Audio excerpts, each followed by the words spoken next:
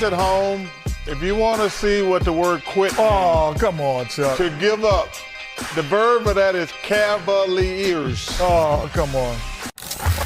Players ain't going to say they're going to quit, but you know what shows? Their actions. Cameron, did you have a problem with the Cavs' effort last night? Absolutely. I had a problem with the Cavs' effort after Game 3, to be totally honest with you. I don't think that they ever recovered after Game 1, giving up that 18-point lead in the fourth quarter. Game 2, they gave a so-so effort. But after Game 3, the middle of Game 3 with the Knicks just pounding on them, you see, it was actually playing Game 3, and it was towards the end of the game, maybe about 2 minutes left, where they just let Jalen Brunson go for a layup, and nobody was even around. And they just let him go for a layup. And I said right there that this series is not even going to be. I mean, the series is pretty much over from there. But Game 4 was just a foregone conclusion. Yes, I had an absolute problem with their effort, and I heard Big Perk calling them out about their effort on other shows. Listen, it's terrible. It's terrible. Not just them. I think that Philadelphia gave up as well. So yes, I have a real big problem with their effort. Certain things shouldn't have been said. When you got somebody like Jared Allen a couple years saying, I thought the moment was too big for me when I played against the Knicks, and this was 2-3 years ago. Now you're keeping an eye on him. Now you're under a spotlight. And now it's looking like the moment was too big for you again. Allen Iverson, that's who what's the name, my man Donovan Mitchell should have been looking. The 2001 Allen Iverson, because you had no help.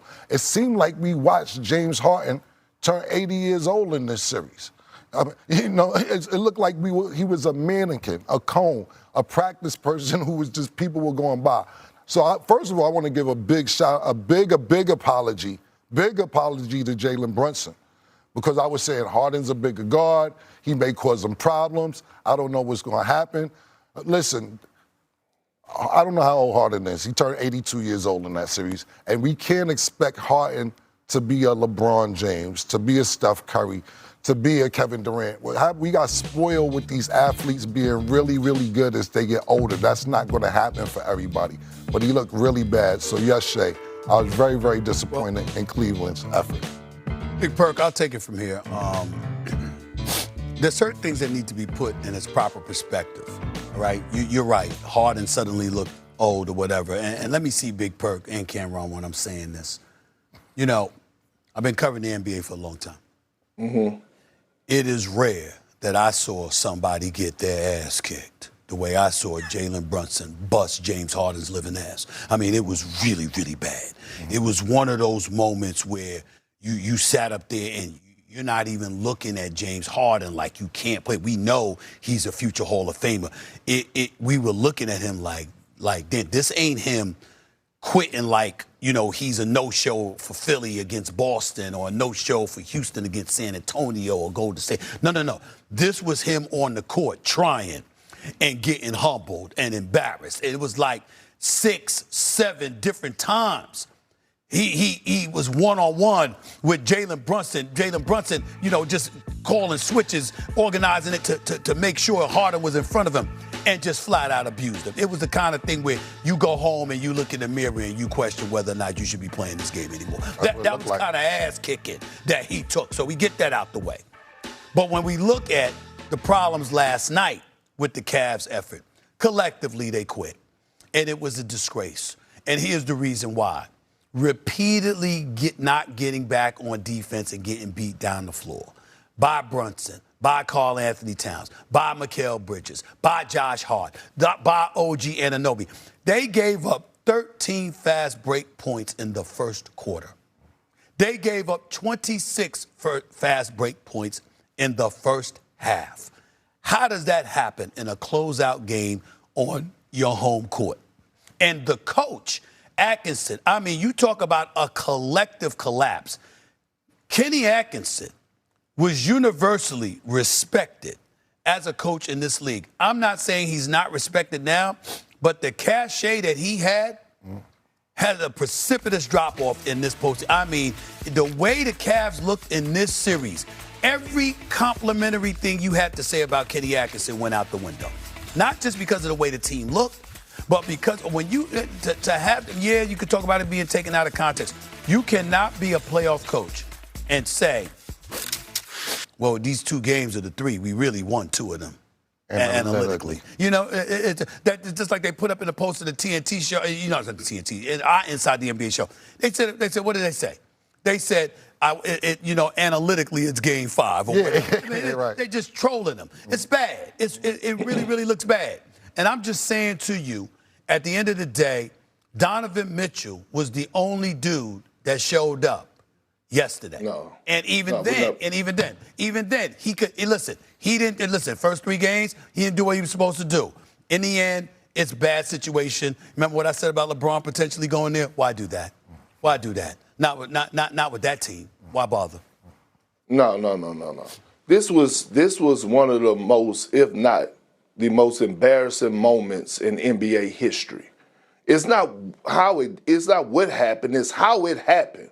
Like we didn't witness sweeps before, but we didn't witness this to this magnitude.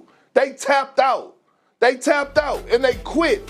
And you know the worst part about this whole situation? Yes, we could go over all the numbers, the transition buckets. They gave up 20 offensive rebounds last night in the closeout game at home. Jalen Brunson actually looked like the most athletic person on the floor every single game, the way he was pushing the pace. But the post-game comments throughout this series, starting with Kenny Atkinson and what he said the other day about the analytics. That was one of the most asinine things I've heard this postseason. And Donovan Mitchell, he had something to say before last night's game. He talked about, well, I feel like we never got over game 1, basically along those contexts. What? All that's showing is your lack of mental toughness in that locker room. And then when you hear James Harden come out and you hear his comments last night, like all across the board, the Cavs had no heart, no mental toughness. They got pumped and they got embarrassed. And it was an embarrassment for the league to witness that. The lack of competition to compete in between the lines or at this stage. We're talking about the conference finals. And James Harden was in his post-game interview last night. He was talking about how they just got through battling 2 hard 7-game series. Man, what are you talking about? I was on the team in 2008 where we had to go through 2 7-game series before reaching the conference finals. Where your heart at? Where your mental toughness at? That's what you're talking about? Y'all fatigued? Y'all tired? No, the Knicks just kicked y'all ass and snatched y'all soul. And all of a sudden, you got to look at Dan Gilbert. And if I'm Dan Gilbert, I'm looking at every single person on that roster, every single person on that coaching staff, and I'm saying everybody's on the chopping block.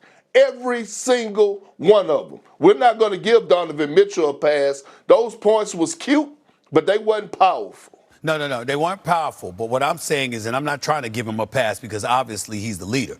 What I'm talking about is that at the beginning, he came out trying to fight. We didn't see that from anybody else. We're talking about at the beginning of the first quarter. That's all I'm talking about. He fought offensively. Yeah. All I'm saying. Well, that's what we expect from him. Donovan Mitchell has never been accused of being an elite defender. So neither has Jalen Brunson. I understand that. And Jalen Brunson was taking charges. Yeah, but Jalen Brunson also got teammates that didn't give up. And at the end of the day, all I'm trying to say is this. If you're Dan Gilbert, I look at Kenny Atkinson. I'm sorry.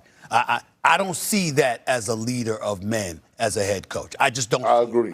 I just don't. I'm sorry. The words that came out of his mouth, the things that he was saying, the way this team refused to respond. I just didn't look at him. I expected to see more from him. And there's too many damn good coaches in the NBA, past and present, okay,